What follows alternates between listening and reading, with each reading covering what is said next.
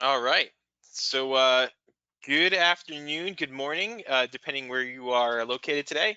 I am Jonathan Casamani. I'm Arbella's Enterprise Director for Industry Solutions. So, I'm in charge of all of our CRM go-to-market offerings and IP, focusing specifically around customer service and field service. Today, joining myself and leading the webinar will be Tom Totten. I'll let him introduce himself in a moment. In today's webinar, what we want to cover is Microsoft's connected field service application. So it is a end-to-end solution that enables organizations to go from manual processes to get off Excel and to leverage an automated business application system for intelligent scheduling and dispatching, empowering their frontline workers with a mobile application that has every single digital data point about their customer at their fingertips. And on top of that, we're enabling field service organizations to be more proactive than reactive by leveraging the power of the Internet of Things and Microsoft Azure. So, Tom, I'm going to hand it off to you and let's get started. Great, thanks, Jonathan. Hi, everyone. My name's Tom Totten. I'm a pre-sales engineer for Arbella, and I'll be doing the most of the talking today. So let's get started. What I wanted to do is start off with 5 common challenges for field service organizations. Field service management is a serious challenge that involves multiple levels of coordination. In addition to the mechanical and administrative aspects of field service management, companies need effective strategies to meet customer expectations, balance the workforce, and stay profitable. And in the digital age, that almost means adopting new technology. Every business tries its best to overcome these challenges, but it's a huge task for field service managers to hit their targets and achieve results in all directions.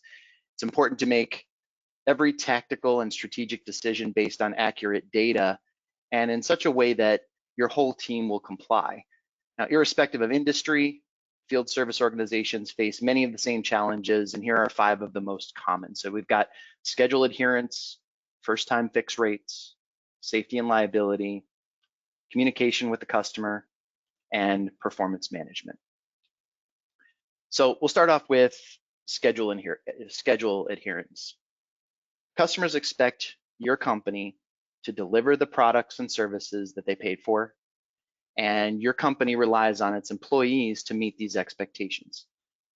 That means it's important that field workers maintain their assigned schedules even while away from the office, and it's helpful to know that your technicians real-time location, their performance, and their adherence with assigned jobs and hours. And tracking your workforce while in the field also means that you can allocate work orders faster and manage task distribution on a daily basis. A field service management application that lets workers coordinate with the back office using a mobile application can solve this problem. You can see your workers' location, schedule and dispatch jobs, track hours, and monitor incoming customer requests easily. Now, according to our research, using a field service management solution for a mobile workforce can lead to a 47% increase in the rate of jobs completed each day and 77% reduction in overtime. So what about first-time fix rates? So budget directives demand that every field service manager make a profit for the business while maintaining a balance between quality of service and number of employees.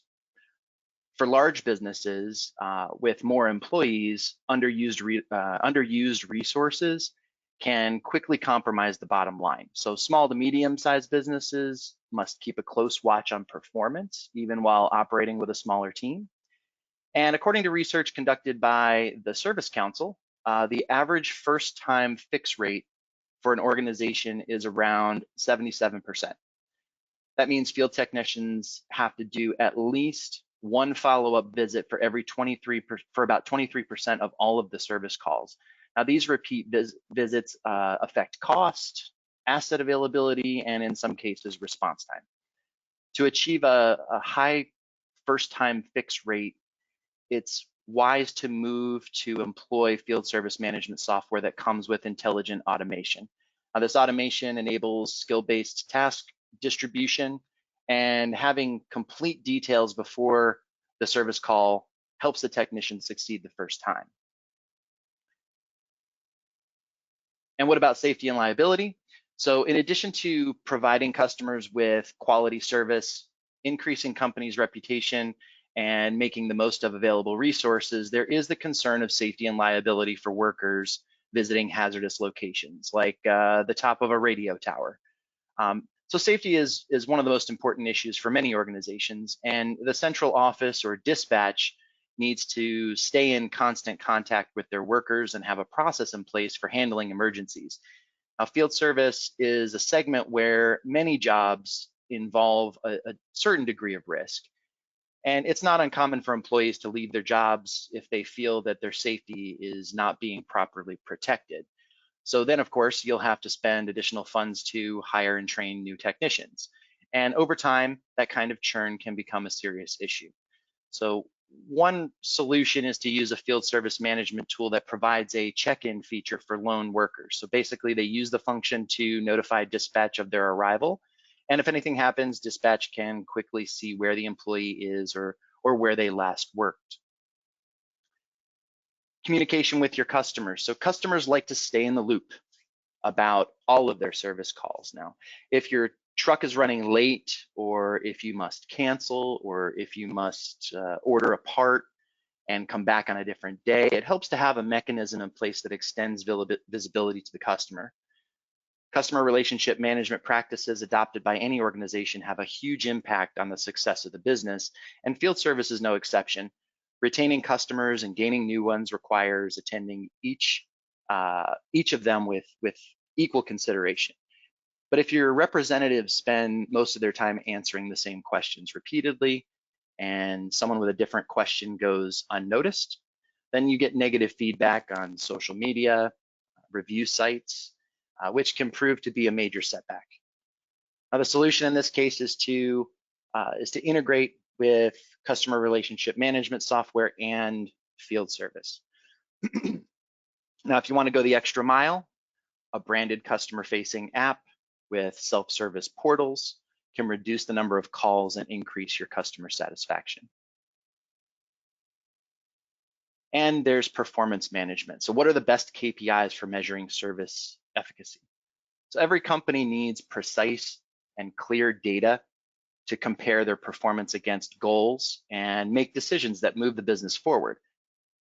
Do manual methods like spreadsheets, paper documents, and calculators provide accurate analytics? Maybe, but only after a mountain of manual data entry and research. A dashboard and reporting modules contained in many field service apps can help decision makers monitor trends and performance without adding hours of labor to the already full schedule. Plug and play reports are also a great way to analyze product demand and monitor the growth of your customer base. So according to Aberdeen, leading companies that implement field service analytics see an 18% increase in profits and a 44% increase in SLA compliance.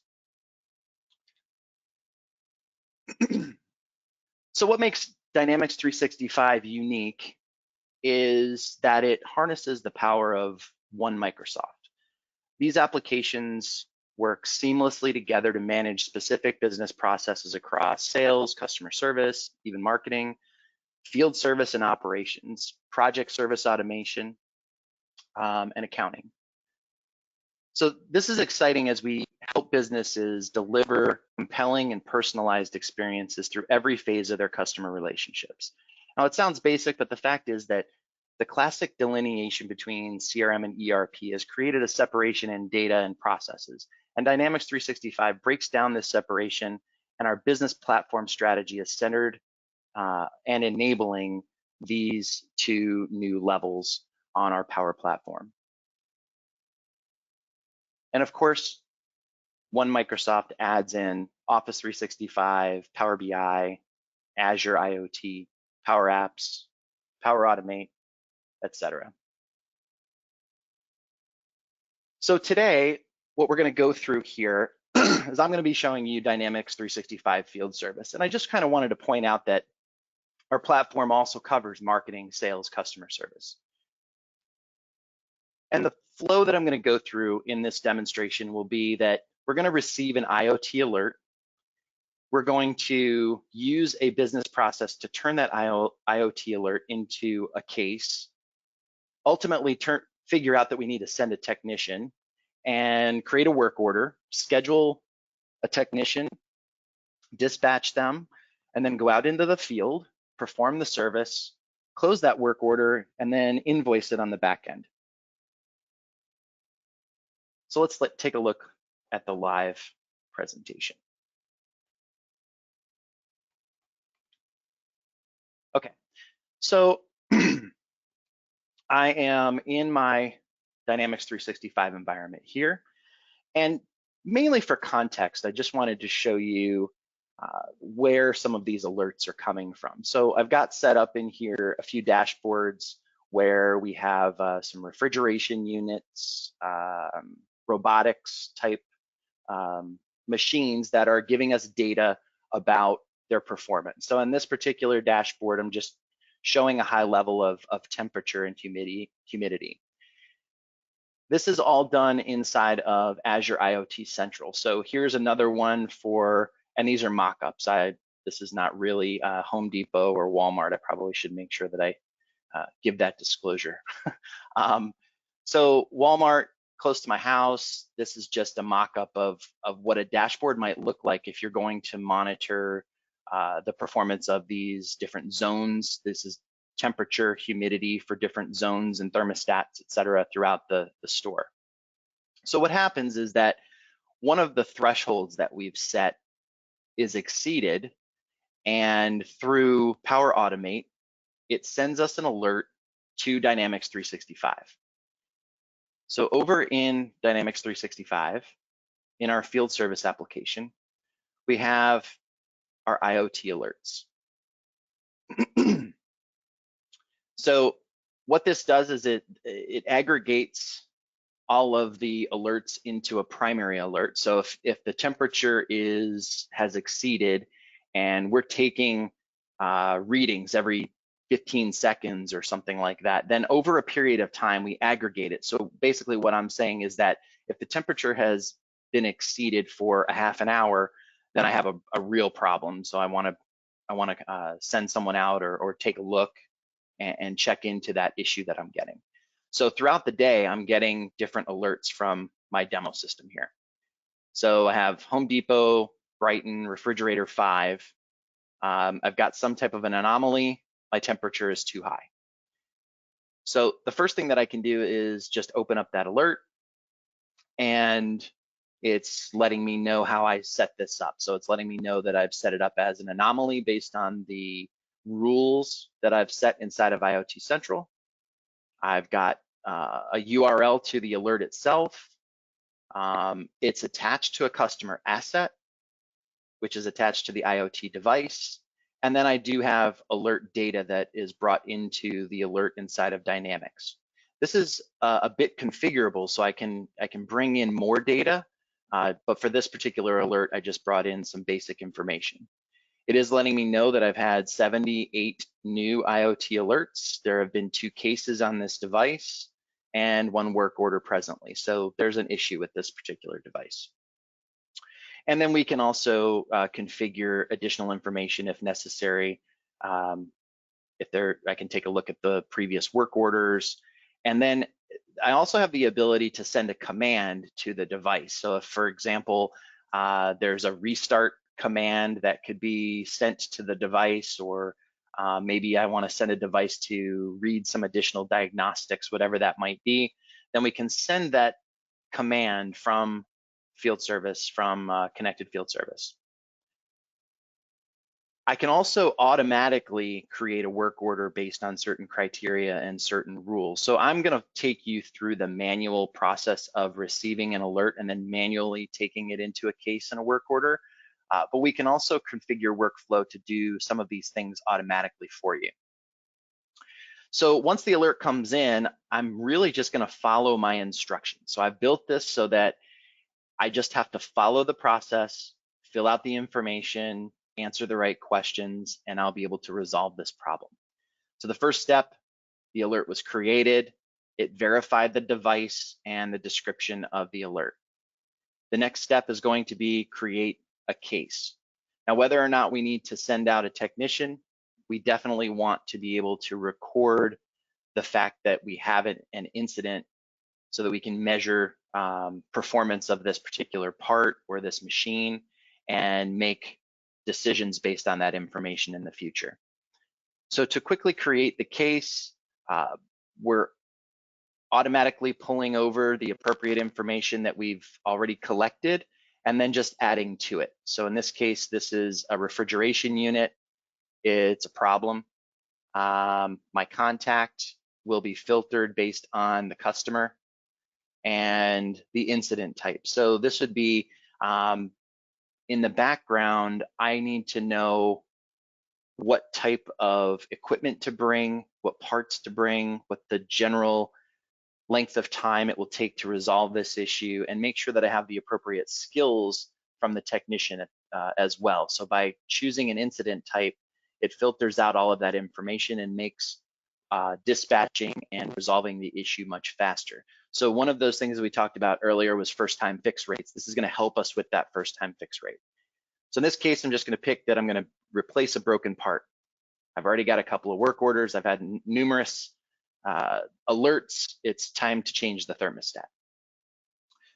The origin of this case came from IoT, and then we're just going to pick the product or the part that it's attached to. And it doesn't matter for today's purposes what I choose. We'll just pick the Assembly Maestro 200. Does this customer have an entitlement? So is there a warranty on file? Do they have a service agreement? That's where we would look that up here so that we know whether or not they're entitled to service or whether we need to, what their rates might be, et cetera. So Home Depot at Brighton has an entitlement. So now that I've created the case, now at this point, this is your area of triage. So if a customer was calling in and it wasn't an IoT alert, we might try to look for previous cases to help figure out how we resolved it in the past. We might want to look at our knowledge base and see if we can figure out if there's an article we could send to a customer. It filters based on the title of the case. So in this instance, I don't have a particular keyword in here, but I think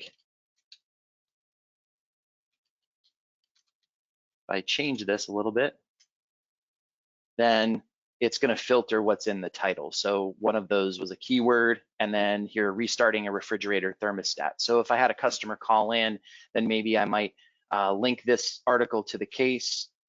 I might also just copy the link or simply send an email to the customer directly from Dynamics 365. And then we also might want to see if there are any other similar cases that were linked. And the idea here is that if I can solve this without rolling a truck, I can save money. And so I can use commands, I can use knowledge base, I can use self-service to be able to resolve this issue. As you'd expect, we're also collecting additional information about the case. So in this instance, I want to make sure I attach the right asset to the case. And then if I have any other details that I want to collect on this particular case. So let's just say we responded because we have an SLA attached to it. And we're ready to determine, can I fix this before I send someone out? The answer is no. So I follow my business process flow to the next stage and create the work order. So now this is where we can fill out any additional information for the work order. Summary, if there's a reporting contact that might be different than my main contact. From the case, we pulled over the incident type that we selected. We can give it a description. We can also estimate what we think will be the time frame that it takes to solve this issue, and then choose the work order type which is install and replace a new part. What's the priority level? This is an emergency. And our substatus will be ready for dispatch. So it's good to point out that our system status is the status of the work order, but the substatus is more informational. So it's letting the technician know at what stage we're in. So if I needed to order a part and we're waiting for the part, if we're waiting for the customer to agree to a quote, those types of things, then everyone in the organization will know what the status is of this work order and maybe why it hasn't been scheduled yet. It's in the Northeast, save and close, my work order's been created. So my business process flow takes me, I'm not sure if you've noticed so far, but I went from an IoT screen to a case screen to a work order screen, and I'm just following the business process flow. So very easy to use, just following those instructions. So under this step, we need to verify the service account, the priority, and the work order type. I also like to make sure that I check my settings. Is there a date window? This is an emergency, so we're going to schedule this immediately. But if it was something like preventative maintenance or was not causing the business to be down, then we could potentially schedule the work order for a future time or even in a date range. Maybe there's a specific time window that the customer wants, and maybe they have a preference of morning, afternoon, or evening. So however you would schedule your resources, we have the information available for you. You can see that the work order is attached to the case. We have that link. And then based on the incident type that we selected, we will have automatically created either parts, services, and service tasks so that the technician knows what to expect in the field. The technician will also have the ability to add a part if he finds that something else is broken, and extend the services or even change the type of service in the field. And then there's a checklist for what he would typically go through in order to solve this problem. He's going to confirm the part to replace, review the procedure, perform the repair, and test and validate. Address comes from our service location, and it is automatically geocoded so that I can find my customer from wherever I am. So it looks to me like we are ready to schedule this work order. So we'll go to the next stage and book it. So I'm booking the work order. The screen, so all of what just happened in the background in maybe 6 or 7 seconds there, it looked for resources that were in the right territory with the right skills, and they had time on their calendar to be able to perform this particular repair. I have a couple of different ways to see this. I mean, we can see this hours, days, weeks, months. I can see it with a horizontal or vertical view. I generally choose the horizontal view because it provides my resources on the left-hand side. And just so you know, there's about 30 resources in this system. It only pulled 12 because those are the only 12 that can solve this issue. So then it appears that Luke or Matthew are actually available right now. This system will take into consideration drive time, travel time. I don't have it set up this way for the demo, except here under Luke, you can see that a previous work order that was scheduled for him had a 47-minute travel time before he finished that work, before he was able to arrive and perform that work order. So since Matt hasn't had a work order today, I'll book Matt. And then once it has been saved and recorded, then we're finished. Now, in order to see that schedule board, we can go to our schedule board section. And now we can see all 30 resources and all of the jobs that they have completed, that they're working on, that they still have in their queue. And then we'll scroll down to Tom Totten, and we'll see that I have completed 2 work orders today, and I'm currently on a work order at the Home Depot. So now we'll switch over to our mobile device. So this is my phone in my hand. This is our mobile application that provides us with all of the information that we need. So as an example, I can create a dashboard of things like different types of work orders. Jonathan's emailing me. Now you know it's live. So I just have one on my dashboard at the moment. I can get access to all of my accounts.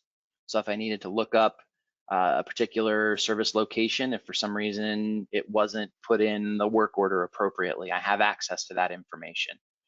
If I needed to maybe contact someone that wasn't attached to the work order, I have the ability to do that as well. We can search. I can find different contacts, and then right from my phone, make the call.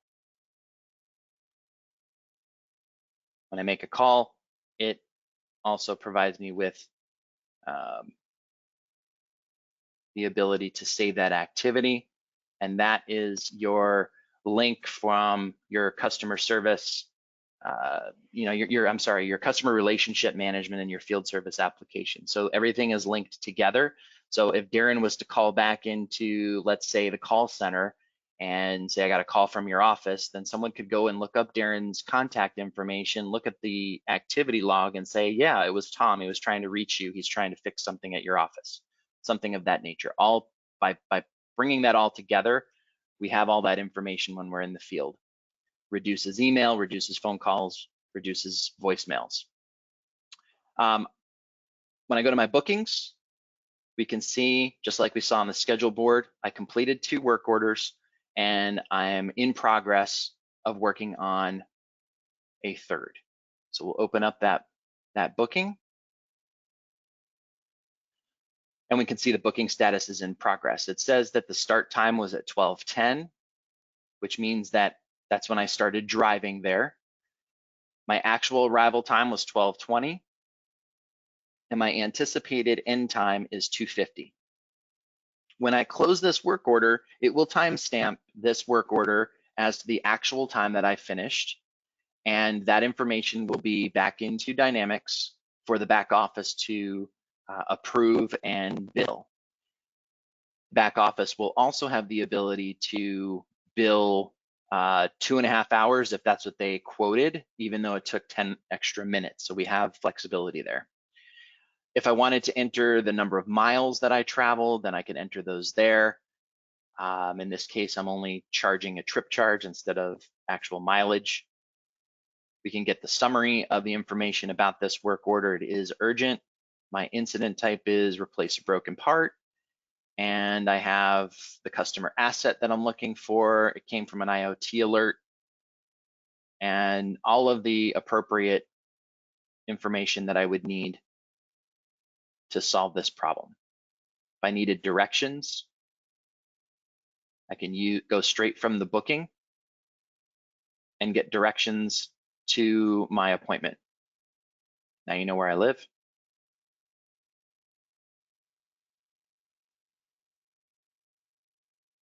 Okay, so when I arrive, I want to know what I need to do. So I may go to my service tasks. And so I know that I have to confirm the part to replace, perform the repair, review the procedure. Obviously, these are very simplistic service tasks or instructions, but basically this is my checklist to make sure I've done everything. And it also tells me how long things should take. When I'm ready to complete the task, I can complete it as 100%.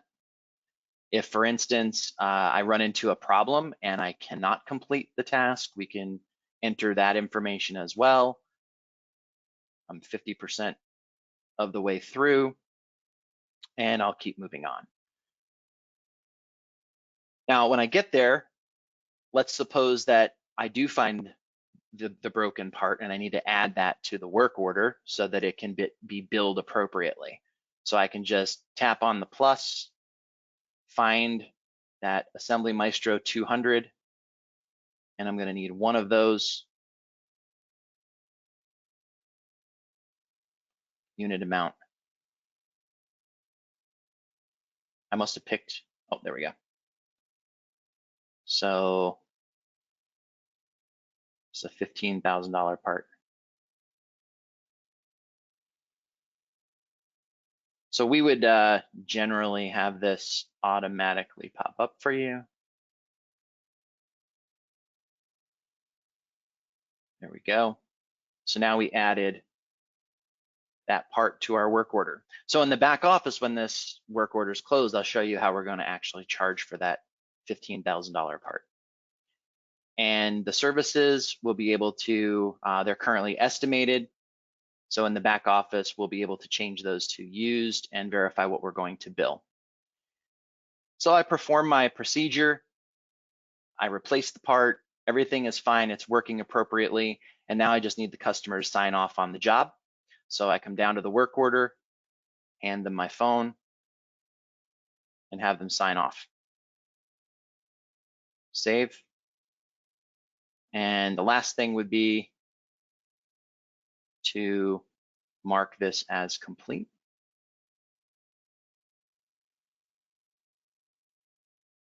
And my job is finished. So a couple other things on the mobile app that are good to point out is that I can see IoT alerts on my device. So if I'm out in the field, maybe I have the afternoon with nothing booked, I can come in here and take a look, and maybe I can help customer service out. Maybe I happen to be in a place that I can fix something. My customer assets. I have the ability to go into my customer asset. This is where I can configure any information that I need about this asset while I'm on site. As an example, I have the ability to have attached to the asset. Wait for it. Come on now. Hopefully I didn't select the wrong one. Oh, I didn't. It just took longer than I expected. So what I'm showing here is that I have the ability to have a three-dimensional drawing attached to the asset on my phone while I'm in the field, so that I can get additional information about this particular machine or part. Our assets have the ability to have an ultimate master, a parent-child relationship. So this is a electrical box. So I can zoom in, spin it around.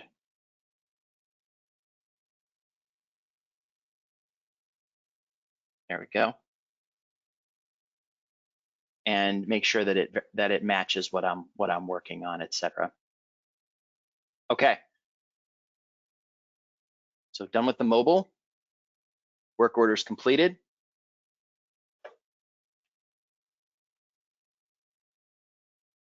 Now that we go back to our schedule board, you can see that the work order that I just completed in 2 hours and 21 minutes, and it shows completed. I didn't have to change it up here in the schedule board. So on the back office, someone would either receive an alert that a work order has been completed, potentially an approval process can be created using Power Automate, or they might just monitor the queue or the list of work orders that have been completed. So I'm going to go to my active work orders, and oh, there it is. This one right here, open completed. So on the back office, now I'm going to make sure that my technician did as they were supposed to. If I wanted to expose the work order to the portal for the customer and or the partner to be able to see, we can do that. And then ultimately what we want to do is make sure that we've billed the appropriate customer the right amount. So here is the part that I added in the field. we'll just open that up. And we can see that we set it as used. It came from Tom's truck. We didn't estimate this to the customer prior. We billed them $15,000 for this part. The services that were performed, 2.5 hours, or got it done a little bit faster. So we show those as used. We'll be able to see what we estimated and what we're going to bill. If there were any actual, any additional costs, maybe if we had to stop at Home Depot and pick something up on the way, or if I was going to receive a commission on selling that part, then I might enter that in there as well. And we can confirm that Tom did not actually finish his job by saying that all the tasks were completed. So I'll make sure those are completed. And this is all about, remember we talked about performance and data integrity. So this is a checks and balances part of the process to make sure that we have accurate data so we can manage performance and make good decisions. And then once this is completed, make sure we've gone through all of our steps and we change the status to closed and posted. Only someone on the back office would be able to do this. We don't let our technicians close and invoice customers. Finish. Okay, so once that's done, an invoice is produced. And very often at this point, this is where your accounting system has an integration point, and accounting is really going to do the invoicing at this point. But field service is designed to actually be used as a holistic solution. So I need to find that invoice I just created, which is here. It's a new invoice. And we can see that it's accurate, confirm it, and it's been billed. Okay. So last but not least, we want to be able to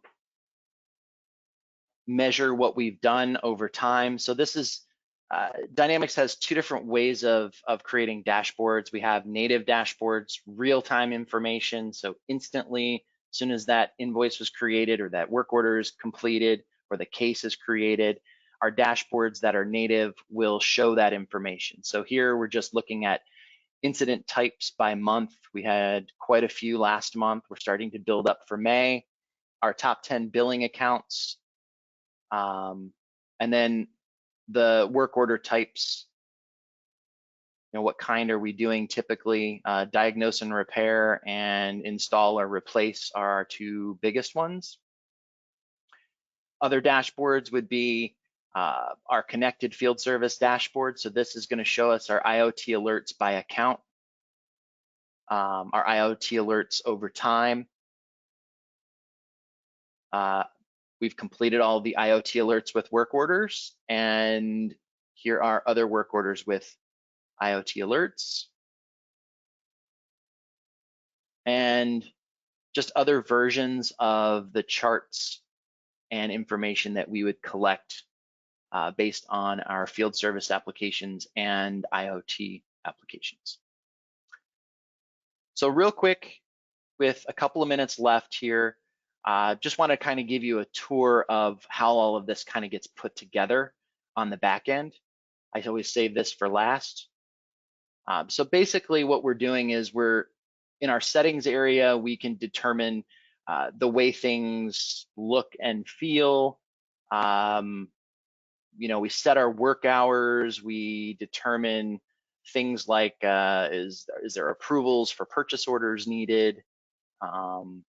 We have intelligence built into the system. So another thing that happens is that as over time, if I have an estimate of 2.5 hours for a job, and it keeps coming in at 2 hours, that everybody's completing it in 2 hours, there's intelligence that's going to eventually change the estimated time for that job to 2 hours so that we get more efficient in the field. So if I can get 50 technicians to produce 3 or 4 extra work orders a week, then it becomes much more profitable. So we have intelligence built into the system to help us with that. We can determine whether or not we're going to dispatch by territory. Our customers can be attached to the territory. Our resources can be attached to the territory. We can dispatch based on certain organizational units. So these would be like divisions of your company. And then we can categorize assets. We add in our tax codes and postal codes, our payment terms, add our products. So these are all the places where we set things up on the back end. And then when it comes to the work order types, this is how we would categorize the type of work order. The work order does not necessarily have to have an incident attached to it. You don't necessarily have to have a case attached to a work order. You could just go in and create a work order, and maybe it's because you're a smaller organization and you know that John is just going to go over to the Walmart and figure out what's wrong and then just report back to us. So you can handle those types of scenarios, and you can handle the scenarios where they're very specific and sophisticated, like robotics and large machines. Field service will handle purchase orders, RMAs, RTVs, all within the system. I can go to a site, need a part that's not on the truck, create the PO right on the spot, get it approved by the back office and ordered and drop shipped to the location, and then just put the work order on hold and come back and fix it later. Lastly, here's where we set up our IoT devices, but we also have geofencing. So this is another feature that comes with field service where the purpose behind this is that I fence my customer so that my technician, when they get within the geofence, it can either automatically change the status of the booking to in progress, and then automatically change the status to completed when I leave the fence. And it can also create an alert on the phone to do that manually. So I've had customers ask for both, and the main reason is that if someone has to leave and go to Home Depot to pick something up, they don't want to close the work order automatically. That was just an example. And then the only other thing that is, I would say, is important for today is that when it comes to my resources can be an employee, a user. They can be a contact or a contractor. I can just have a generic resource. I can have equipment, accounts, crews, facilities, and pools. So a facility, I need a mechanics bay with 2 mechanics and an engine lift. So I can create that type of scenario so that I'm aware of what's being used as far as resources are concerned on a job. And once I've selected the type of resource, then I can determine what are they capable of doing. So Abraham here, he works in the Eastern time zone, works for Rethink Robotics, and he gets $200 an hour. And he is qualified in accounting and finance, armband servicing, assembly diagnosis, assembly design, line design, and it gives us the rating that you get to determine. In this system, it's just good, proficient, and familiar, but you can determine what that rating scale is, and it can be either a skill or a certification. So the more sophisticated the jobs are, we can manage the characteristics, the skills, the certifications, so that you're sending the right person with the right equipment to the job to increase those first-time fix rates.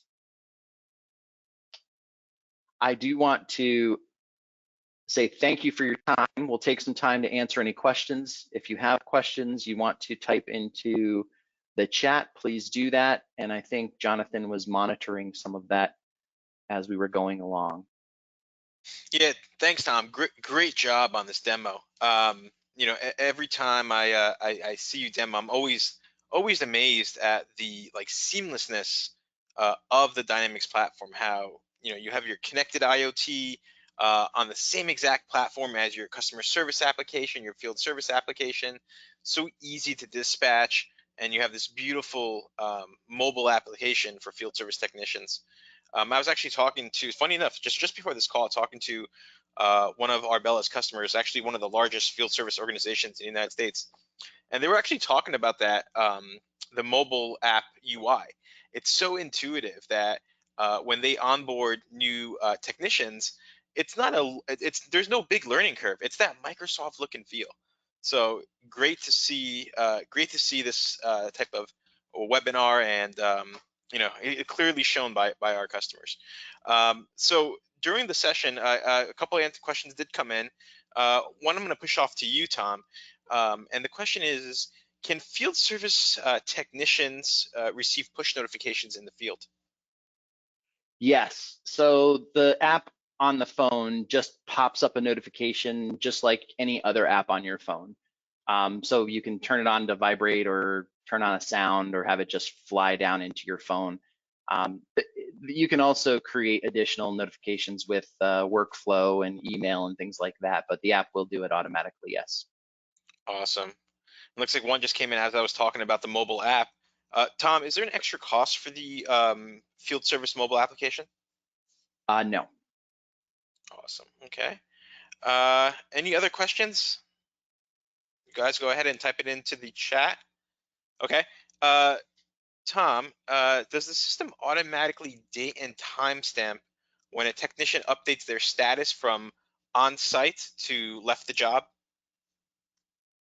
Yeah, it'll, as soon as you change the status, it records the status change, and once you've marked it complete, it provides that in the work order so that it can be billed.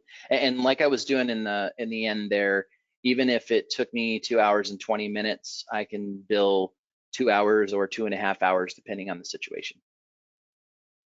Awesome. Okay, another question is can you automatically send invoices to the customer after they sign off on a work order? Well, the answer would be yes. It's not an out-of-the-box function. You just have to configure a workflow to send out that invoice. A lot of customers, though, the invoicing itself comes from an accounting package and generally would be sent that way. But I mean, I can answer the question yes. Got it. Okay, this is an interesting one. Tom, what if someone loses their device? Is there any security around like remote wiping it? Yes, there actually is the ability for an administrator to completely wipe out a device so that if the phone is lost or damaged, that no one, or someone leaves the company, you can wipe out that information and they don't have availability or have access to it. Awesome. And another question that just came in, what modules are required to start a field service project? Modules to start a project. I mean, What are the basics, yeah, I mean, you could just implement field service and you would still have some basic case management, but you could just start with field service. I think that's Awesome, yeah. the question, right?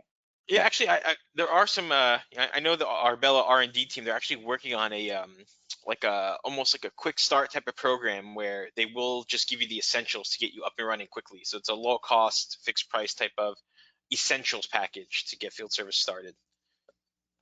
That would be great. Yeah. Any other questions?